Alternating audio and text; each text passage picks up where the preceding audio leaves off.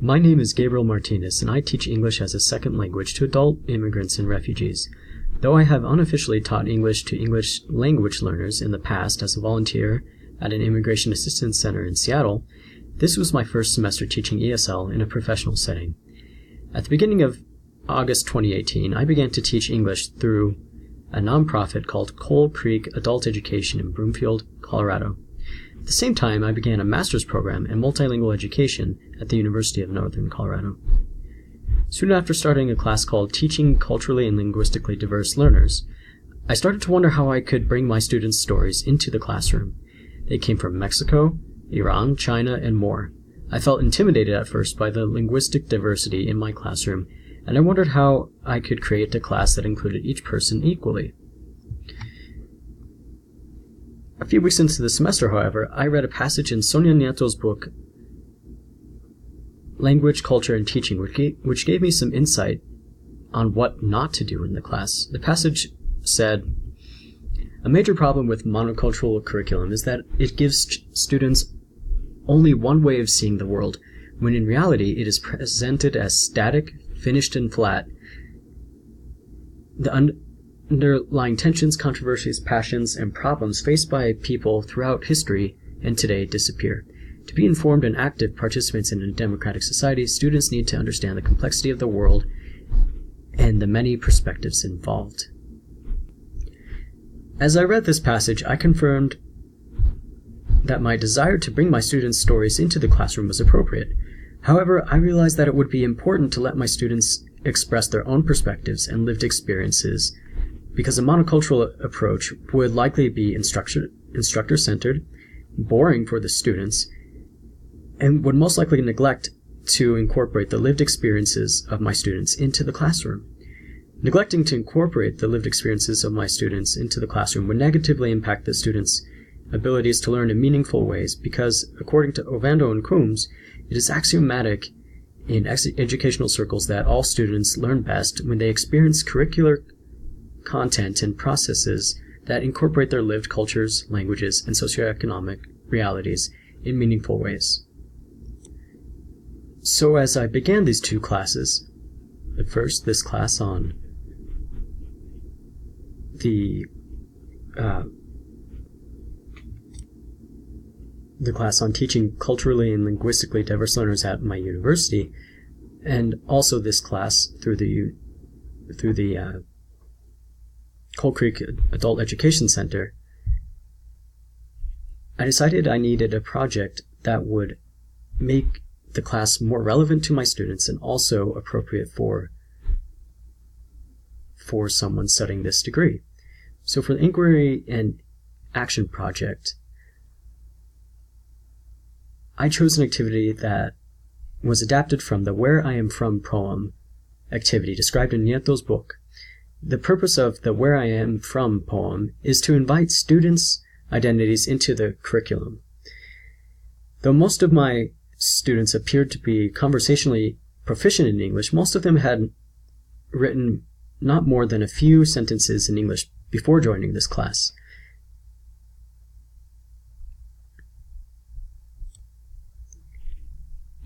After all, conversational language has fundamental differences between conversational language used in everyday life and academic or business language, and as a result, academic or more formal languages or forms of the same language usually take many more years for an English language learner to attain mastery.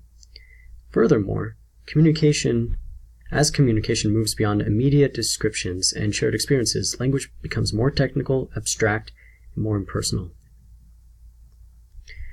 To help my students express themselves in abstract ways, my goal was to create a semester-long project designed to empower them and their academic writing and public speaking skills. The ultimate goal for this project was to help them answer the question, "Who am I?" by writing a poem, a one-page essay, or a 2 to 3 minute video or oral presentation. The main benefit of this activity is that it would engage my students in praxis, or theory, reflection, and action, as described by Brazilian educator Paulo Freire, and as advocated for by educators such as Gloria Ladson-Billings, whom we studied earlier in the semester at university.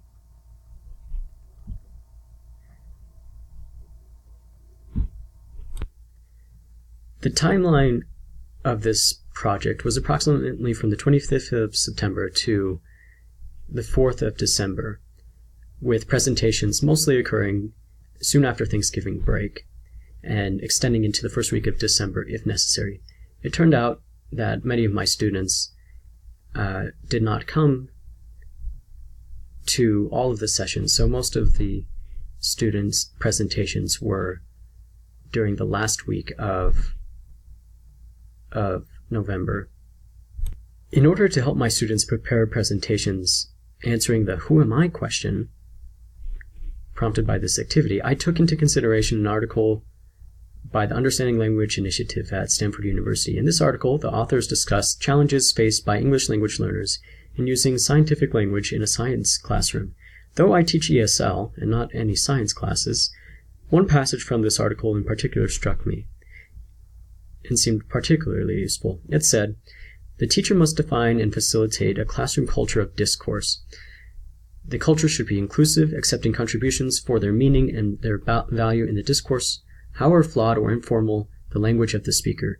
It should support students to maintain a spirit of shared sense-making and discovery while they question others, ask for further explanation, and provide arguments that refute an idea expressed. Most importantly, for English language learners, it allows students to hear many examples of discourse that they are expected to produce." After reading this passage and others like it, I knew that in order to create a classroom culture of discourse, it would not be enough to encourage students to collaborate or hold group discussions regarding the "Who am I?" question until the very final week of the presentations. I had to create a classroom culture that encouraged discussion and inclusion and a variety of different perspectives from the very beginning of the semester, as soon as I possibly could. To do this, I started by introducing my students to the histories of immigrants with similar backgrounds to them that lived in the United States historically. For example, one of our first lessons included a video on Chinese immigrants who worked on the Transcontinental Railroad. After watching the video as a class, students discussed their thoughts about the video, responding to questions such as, "Would you work on a railroad? What are the trains like in your country? What do you think about the quality of transportation in the United States? Is it good or bad? Why?" As the semester passed, I continued to make group discussions a regular part of our classes. By about the third or fourth week, my students began to write short responses in addition to group discussions. Initially, I revised their answers, highlighting spelling mistakes and providing advice on grammar. But towards the last month of class, my students began to revise one another's responses to the discussions by themselves or with a partner. This helped them to think critically about the language that they used and the differences between their colloquial English knowledge that they have the most familiarity with and the more formal structures of academic English. Then we began to watch videos of great speeches. This was to help prepare them to a variety of different perspectives and speech styles as we approached the time to finally answer this question in a final presentation, "Who am I?" We watched speeches such as Malala Yousafzai's Nobel Peace Prize acceptance speech, which one student described as giving her goose skin, quote, President Roosevelt's address to Congress following the attacks on Pearl Harbor in 1941, and Dr. Martin Luther King's I Have a Dream speech. In the final weeks of class, my students began to write longer responses to prompts designed to elicit self-reflection, that second part of praxis as described by Freire, starting with questions like, what was one of your favorite foods as a child, to what are you good at and what can you improve in, and even as complicated as describe a time you felt a lot of stress. In the final week, they used parts of class to revise, practice, and modify their speeches on their own or with a partner. By Thanksgiving break, my students began to finalize their Who Am I presentations on their own at home. and each of them decided to write an outline of their speeches before presenting in class. Here, you can see two examples of some of the initial drafts that my students used as they were preparing their speeches. As my students gave their final presentations for the Who Am I activity, I felt amazed at the unique perspectives they provided, as well as the progress they had each made in pronunciation and public speaking in particular. In public speaking, I was really amazed because they adopted such practices as eye contact, voice projection, and pacing themselves as they spoke, which is something that I had not explicitly taught them, but I think what had happened is they picked that up as they prepared their speeches and as they watched examples of speeches in the class. This allowed them to find their own unique voices and also to respect those different perspectives from an international crowd within the classroom.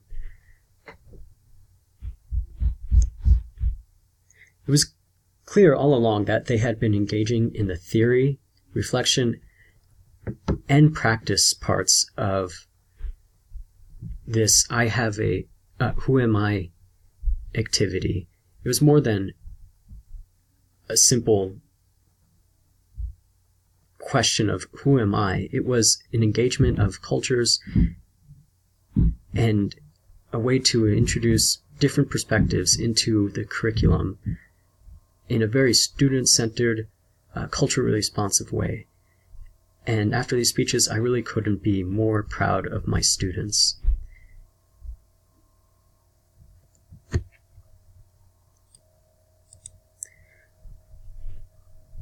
Thank you for a great semester, and thank you for listening.